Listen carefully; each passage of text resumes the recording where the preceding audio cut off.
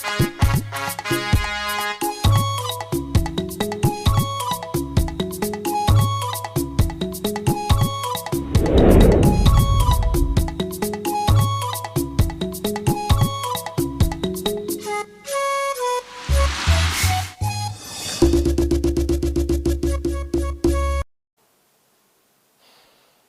and welcome to NTA Channel 5 News at 1. I am Miriam Emekamadi. The FCT 2022 budget estimate target 18 priority projects, both within the Federal Capital City and satellite towns. FCT Minister Muhammad Musa Bello made this known at the budget presentation to the Joint Senate and House Committees on National Assembly. Shuaibu Onozo Yakubu tells us more.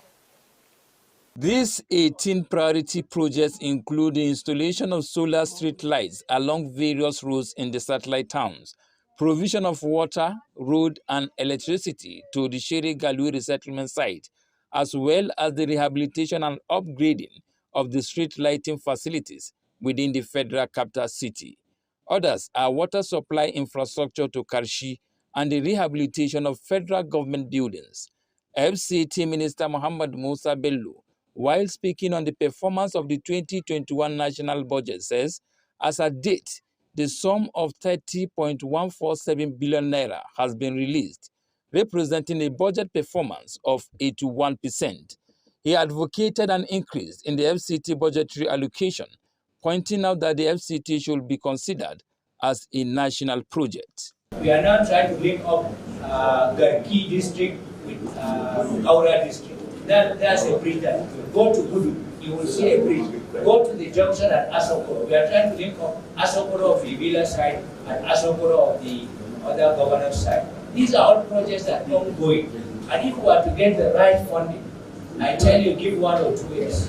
And this is how it is. And so really Abuja needs additional funding. The issue of Abuja and the university profile also differs from the city center. And there are some that decisions are being reversed. Instead of the relocation, it was supposed to be integration. But the integration also failed, like in the issue of Turkey. So where the integration failed now, you have to look at where we are sitting down to say, okay, what next do we want to do? And as you are dealing with the human component, you've got to speak with them. You've got to appeal also, to their consciences and the love of what they want to do. Vis-a-vis what is best that should be done for them. Members of the committee commend the FCT administration for the 2021 national budget performance. We as a committee have resolved to better the lot of all residents of the FCT by ensuring the full implementation of the budget. Meanwhile, the FCT administration is to spend the sum of 64.861 billion naira for its 2022 national priority projects. Shuaibu Onozo Yakubu, NTA News. The FCT Ministerial Task Team on City Sanitation has demolished several illegal structures at Kuchibena community in Gwarimpa district of Abuja. Here again is Shuaibu Onozo Yakubu. The demolished structures include worship and viewing centers, brothels, makeshift markets, as well as residential buildings. Chairman of the FCT Ministerial Task Team on City Sanitation, Iharu Atta, disclosed that the exercise became necessary after the expiration of the 1-month notice served. We have warned them, we have came here, we have talked to them. This accidentally, beside being Ring Road 3, happens to be a very dangerous den along this indigenous community. So we are removing the whole illegality on this road, stretching. We can't finish it today, we'll come back. But it's really a very worrisome one that a road corridor like this has been fully built upon, very extremely built upon. Chief of Galadima Gwarimpa to Habakuk Gozewa calls for the suspension of the exercise to give room for further engagement with the residents of the community. I'm appealing to the FCD that they should suspend and stop the demolition for further, at least for the sake of people, because these demolitions have affected almost everybody in the community. Meanwhile, the indigenous people of Kuchibena community have solicited for full compensation to enable them relocate. Shuaibu Onozo Yakubu, NTA News. A 3-day workshop on national communication strategy has ended in Abuja, with media practitioners enjoined to be more responsive to issues of gender-based violence in Nigeria. Rosemary Motaleng-Bila reports.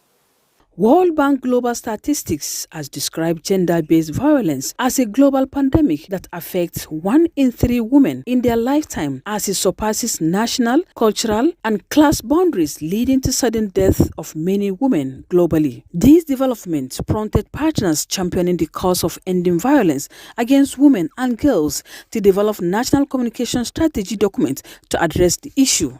The goal is to ensure that we eliminate all forms of gender-based violence and harmful practices against women and girls in Nigeria by 2030.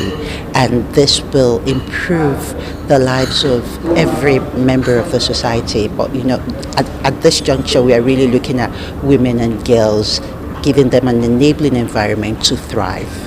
Participants have a clear understanding of how to use communication to address issues of harmful practices against women and girls. My expectations for coming to this meeting has actually been met because as a journalist, the role of the media in actually ensuring that the narratives about gender-based violence is right and that the narratives met ethical standards. This 3-day meeting had really not only broadened my knowledge, but had met my expectations. This National Communication Strategy on Ending Gender-Based Violence and Harmful Practices Contextualization Workshop was organized by Center for Communication and Social Impact in collaboration with support from the EU-UN Spotlight Initiative through the United Nations Population Fund. Rosemary Motaleng-Bila, NTA News. One of the best things that God has endowed Nigeria with is her unity in diversity, which will ensure tremendous development that will make Nigeria the envy of nations. This was unanimously agreed at the annual general meeting of the Nigerian Institute of Public Relations FCT chapter. Safia Noma Uche reports. The president of the Nigeria Institute of Public Relations, Mukhtar Suraju, says Nigeria needs to focus on her strength rather than weaknesses, which is manifesting in speaking positively about culture, religion, and other values. Let us be more nationalistic in our outlook, especially at the editorial levels of the various media that we have. Let us try to promote those things that unite us. FCT chairperson of the NIPR, Mariam Sunusi, says majority of the challenges facing the country are because of lack of proper public relations. Fake news thrive where there is hate, and once fake news is peddled around, it creates a lot of misunderstanding between individuals, communities, and even government. All hands must be on deck. We must come together to work together and harness unity in diversity, and work together as a people so that we can succeed. The media is really a very strong area of field to promote unity and diversity. And I think basically every time I mention the institution where I served for all of 35 years, I know how hard the national station, NTA, has worked to ensure that our people understand that we are not the same people, but we are one. The event, which began with a 2-day workshop for participants to sharpen their skills, climaxed with a conference on the theme, Harnessing Diversity for Nation Building, the Public Relations Perspective. Safia Noma Uchi, NTA News. Lack of adequate supply of potable water to some parts of the federal capital city has continued to be a major source of concern for the residents of the FCT. This is aside the intermittent disruption of water supply by the FCT Water Board, causing untold hardship to residents. In this report, Ifeanyi Zumba takes a look at the water situation in the city and what the board is doing to address the challenge. Areas affected mostly by the water scarcity include Kubwa, Gwarimpa, and in particular Buari, where residents say as the host community of the Lower Usuma Dam, they do not have pipe-on water. The Kubwa community that has pipe-on water does not have enough supply from the board. Well, I would say the water situation in Kubwa right now, so it's no longer as it used to be before. It has become sometimes there's no time in the week there will not the month. Most times there will be water and there will be outage. But most times they do announce anyway. But since I stopped using it, it's almost going to 2 years now, so I stopped. There was a time when I had to pay for burst pipe, which was outside my building. So, and I thought it was not fair. The acting general manager, FCT Water Board, Joy Okoro, says the power fluctuation from AEDC is giving the board problems in the waterworks section. Due to this development, they no longer produce maximally as their machines cannot take the voltage of water. Sale of Buhari, yes, it has been a common decimal. We've been having that problem in Buhari, which there's construction going on to have a dedicated line from Buhari area and Oshafa joints that are very close to the Lower Usman Dam. But areas like Kubwa and Gwarimpa, we've not been having problem at all there. For instance, Gwarimpa, they are well fixed because the line taking water to Gwarimpa just go by gravity because of the topography of Gwarimpa. So what is happening now is just because of this fluctuation we're having with light that we are not producing maximally. The same thing with Kubwa. Kubwa gets water from our recent interaction for some time now. We've been having water in Kubwa. So as soon as AEDC is done with this maintenance which they are carrying out, though they told us it's going to last for about 14 days, I believe that as soon as they finish, we will be able to commence the usual way we've been giving water to our esteemed customers in the setting. The general manager maintains that the contractors are still working and it is expected that the delivery period will be accomplished as it is important to the board, adding that every resident of the territory should enjoy water supply. Meanwhile, most parts of the territory depend on borehole water. In Abuja, Ifeanyi Isumba, NT News. And now to latest on COVID-19 figures from the Nigerian Center for Disease Control, NCDC. As at 11th November 2021 indicates 7 new cases of COVID-19 in the FCT. The number of confirmed cases stands at 23,407, while active cases now 1,440. And the number of discharged cases stands at 21,745, and 222 deaths have been recorded in the FCT.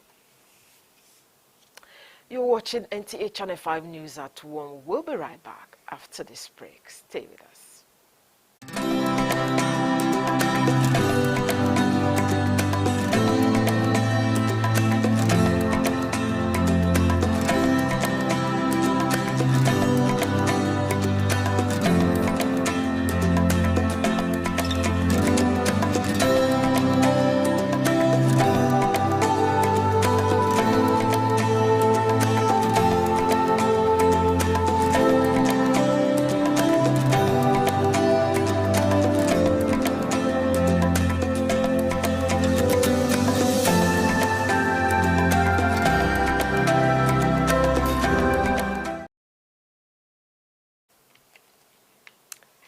Good to have you there.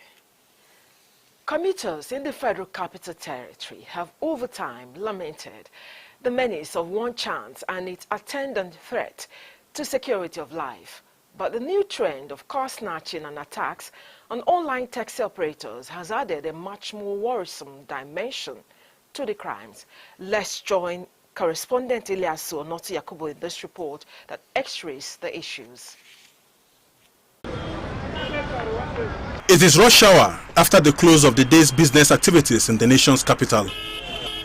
And this also makes it prime time for the activities of suspected syndicates, otherwise known as One Chance.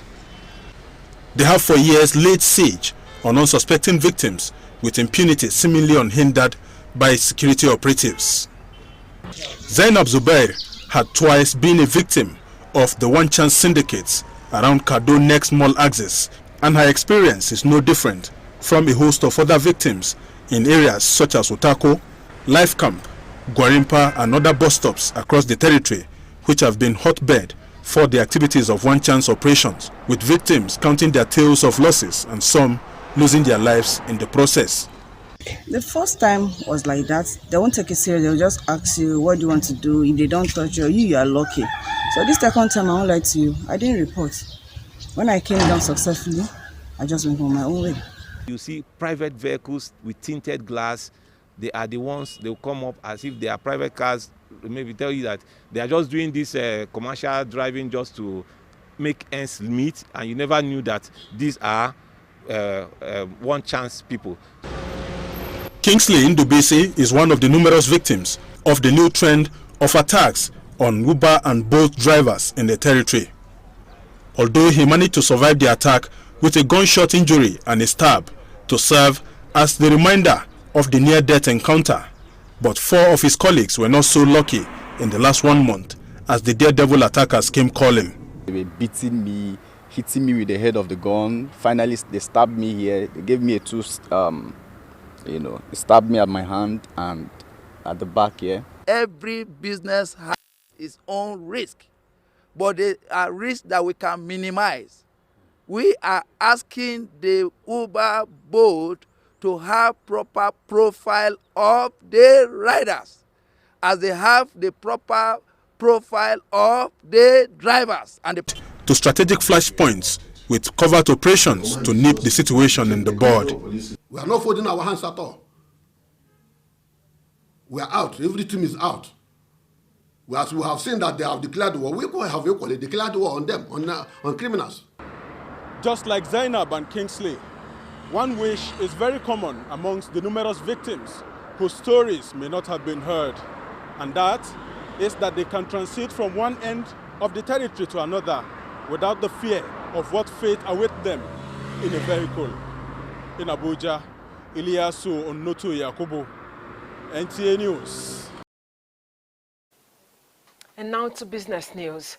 Crude oil exports surged more than 12% in October on the back of soaring energy prices in Europe and Asia, as strong oil market fundamentals compounded by expectations of higher oil demand. Hence, global economic growth forecast for both 2021 and 2022 will remain unchanged from last month's assessment at 5.6% and 4.2% respectively. This was at the OPEC monthly oil market report. For more on business, finance, and economy, let's join Serafina Okon-Umekwe. Hello, many thanks for joining us on Business News. I am Serafina Okon-Umekwe. We begin first with FG's mandate on assets ownership of oil in Nigeria so as to curb corruption and money laundering. The federal government of Nigeria, through the Upstream Petroleum Regulatory Commission, says it's imperative for oil and gas companies operating in the country to disclose their owners under the Beneficiary Ownership Reporting System.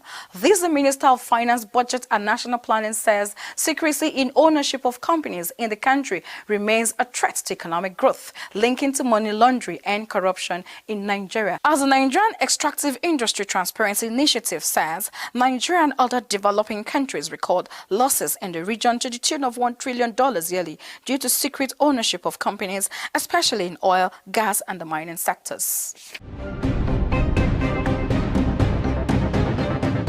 The federal government of Nigeria is proposing a new sharing formula of 50.65% as its share, while states is to get 25.62% and LGAs to get 23.73%. For more on this, let's join Rosemary Moteling below for more. The federal government has agreed to review less revenue from the federation account, proposing to collect 50.65%, down from 52.68%. This was said by Secretary to the Government of the Federation, Boss Mustapha, in a town hall meeting organized on the new revenue formula, noting that allocations to states should also be reviewed downwards to 25.62%, while local government allocation should be increased to 23.73%. and the reversion allocation retained at 13%. As the present vertical revenue allocation formula is federal government 52.68%, state 26.72%, local government 20.60%. Internally generated revenue of 36 states and the FCT, the National Bureau of Statistics says the first half of the year rose to 22.8% in 3 years to 849.12 billion, the first quarters from 691.11 billion in the first quarter of 2019, while Lagos State was said to have generated the highest IGR during the period, rising to 36% to 267.23 billion in first quarter of 2021 from 205.16 billion, while the pay-as-you-earn contributed the highest revenue of 488 billion. This indicates a positive growth of 13.21%, while Lagos made a total sum of 267.23 billion, FCT followed with 69.07 billion, and Yobe State with a list of 4.03 billion, as revenues from ministries, departments, agencies, and MDAs amounted to 173.55 billion, while road tax contributed the least with a contribution of 16.75 billion naira. The African Export-Import Bank has awarded $400,000 in grant funding to the National Institute for Pharmaceutical Research and Development of Nigeria for the establishment of an active pharmaceutical ingredient plant. Now, Rosemary Moteling below is our guide. Grants represent a significant proportion of the estimated funds required to implement the project. Pharmaceutical manufacturing companies in Africa rely heavily on the importation of APIs and excipients, which are essential to formulate finished pharmaceutical products. National Institute for Pharmaceutical Research Development (NIPRD) Active Pharmaceutical Ingredients (API) plant project is a critical step towards Nigeria's pharmaceutical independence. And now we move to the transport industry. Transportation is a life wire of the economy. Many believe that without transportation, the economy will not flourish. Well, Gloria Ezewamadu tells us more. Many have engaged in transportation to earn a living, not just only dropout to school youths, but also graduates who have made a name in the business. Like Benjamin, who has been in the business for 6 years, says the job have offered him the opportunity to take care of his responsibilities. Yeah, we thank God because the business is partially, at least for the young one, is helping us, because instead of we to stay at home, we use it to help ourselves. Good and interested business. People that doesn't enter the business, they will think say the business is hard. Some respondents say transportation is necessary if business should flourish in any city. Really something that's quite much, but the change is not really fun. It's not stable. It's not something that you're sure of. You're leaving the house today, you should be coming out with this particular amount. You're coming out today and then all of a sudden it's changed. You're not sure of what. However, transport business could be better to boosting the economy only when drivers comply to the safety measures to protect lives of the passengers and theirs. Reporting for Business News, Gloria Ezewamadu. When you think of gaining protein, beans readily comes to mind. It has become an essential commodity with a price tag, driving many families away. Sharon Igali went to the markets to find out why some families cannot afford a measure of beans. Beans is one of the proteinous consumed foodstuffs in Nigeria. Before now, beans was the cheapest in the market, but presently the price of beans becomes alarming, which has made many to venture into the business as it has become lucrative. Do this business past 15 years. And now we are selling in 650, 700. Using this business to support my family in training my children for school fees. Buyers have continued to lament on the high cost. You carry money come for market now, before you not even buy plenty things. The money don't finish. They buy beans 450 before. Now beans is mudu 1,000 naira. Even that 1,000 naira, we never even see money for face when we go use buyer. Many respondents say for agriculture to boom, there must be sufficient seedlings and tools available to the farmers. Sharon Igali, reporting for Business News. Many thanks, Sharon, for that. That concludes business news for this week. I am Serafina Okun. Up next is sports. Stay with the NTA.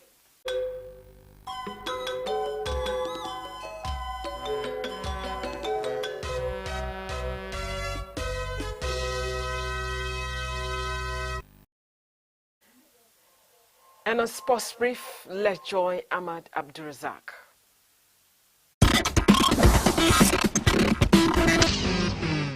Odion Igalo has returned to the Super Eagles 2 years after his earlier retirement from international football. Igalo, who arrived at the camp on Thursday, showed his delight at his return to the Super Eagles after 2 years of absence. Also, Nigerian athletes who won medal at the Tokyo 2020 Olympic and Paralympic Games smiled to their bank yesterday as a product company doled out a sum of 6.5 million naira to them. Nigeria got medals at the Tokyo 2020 Olympic Games, a silver and bronze. At the Paralympic Games, the country won a total of 4 gold, 1 silver and 5 bronze medals. Germany crushed Liechtenstein 9-0 in the World Cup qualifier on Thursday as Hansi Flick recorded the best start for a Germany coach with his 6th win from 6 games in charge. Meanwhile, Steven Gerrard has returned to the Premier League as Aston Villa new head coach on a 3.5-year contract following Dean Smith's departure. To boxing, Oleksandr Usyk promoter Alexander Karsuk says the venue for the highly anticipated rematch with Anthony Joshua has been narrowed down to 3 options ahead of the fight likely to take place in spring of 2022. The options under consideration include the United Kingdom, Ukraine and Middle East. With Sports Brief, Ahmad Abdurazak, NTA News.